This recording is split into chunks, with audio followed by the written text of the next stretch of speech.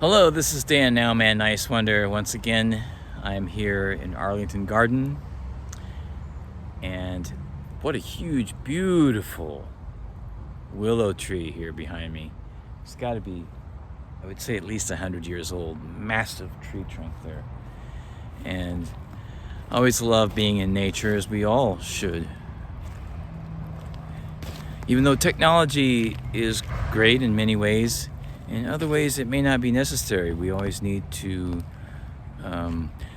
defer back to the original natural ways of doing things also, and find ways to work together with all species and all life, because we're all here together on this earth planet. We're all one whole. Yes, we're individuals, but you can't have an individual without the whole. And I think that's something that's very important with the message of Center for Political Innovation too, is to acknowledge that there really is abundance in the universe. And that abundance is for all, not just for some. The scarcity that has been created is not natural.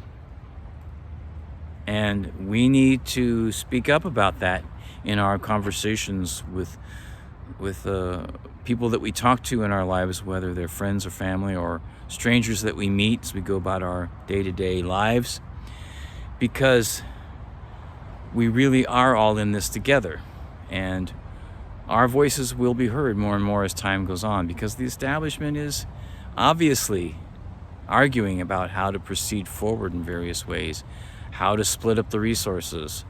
And it's up to us to work on creating coalitions going forward. Right now I'm walking in what's called a labyrinth, and it has spiritual significance if you want to look that up. I'll let you do that on your own.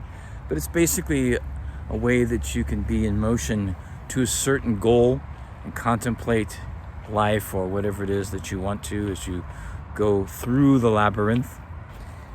And there's always a way in and a way through, and then you can return to the source.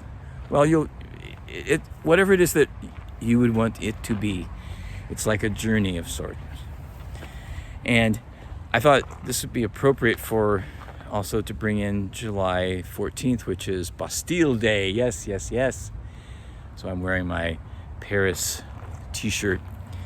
And you know, the revolutions that took place centuries ago in France and in the United States were inspirational to Marx and his friends.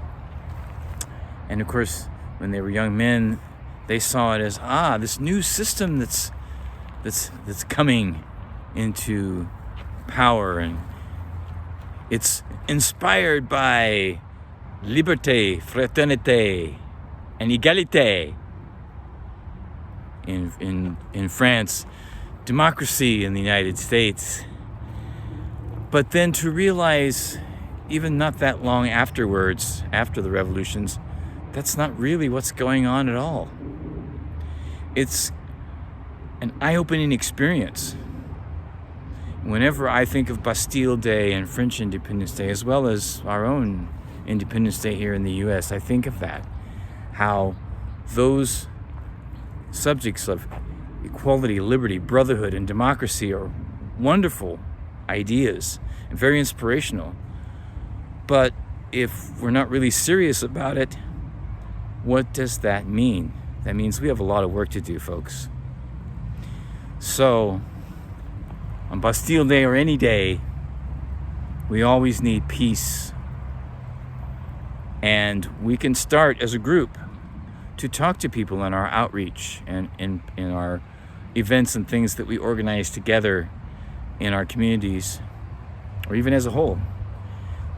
Hundreds of billions of dollars are needed here at home in the United States, not thousands of miles away for imperialistic agendas. And I think that message would be very clearly understood and accepted by the vast majority of people. Wouldn't you agree? This is Dan Nowman Nice Wonder. Have a wonderful day, okay? Peace and love.